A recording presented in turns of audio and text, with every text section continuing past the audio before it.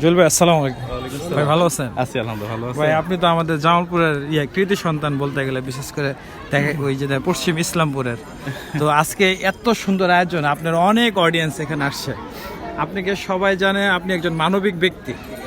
তো এখানে যারা আসছে সবাই আসছে, ছবি উঠাইতেছে। তো এই মুহূর্তটা আপনার কাছে কেমন লাগতেছে? না, এটা তো আমার পাওয়া আসলে। হ্যাঁ, আমি কয়েকদিন আগেও দেখছি যে কেউ একজন গালাগালিও করছে। তো আমি কিন্তু আমার পেজ থেকে মেসেজও দিছি যে আমি তো চাইলে আমার কোনো দর্শককে গালি দিতে পারি না। তারা আসবে, আমার পিছনে ঘুরবে, এটা তো আমার পাওয়া আসলে। হ্যাঁ, আসলে আপনি অনেক পরিশ্রম করছেন, ভালো কাজ করেন, এই জন্যই কিন্তু আমরা আসি আপনার কাছে। আপনার কাছ থেকে কিছু যেন আমরা ওই যে নিতে পারি।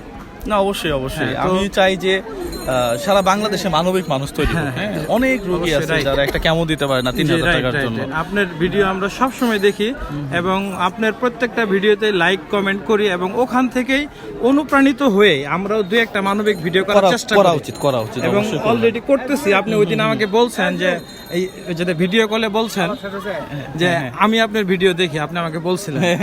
আসলে এটা কিন্তু আমার জন্য অনেক বড় একটা পাওয়া। আমি অনেকের ভিডিও দেখি, সত্যি কথা। আমি মন থেকে বাড়ি থেকে নিয়ত করে আসছি, আমি আপনার সাথে একটু কোলাকুলি করব এবং আপনার ওই অন্তর থেকে যেন আমার ভিতরে কিছু আসে।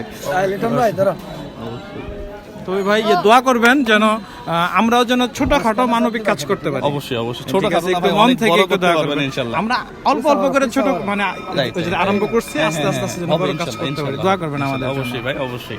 অবশ্যই, ঠিক আছে ভাই। আসসালামু আলাইকুম।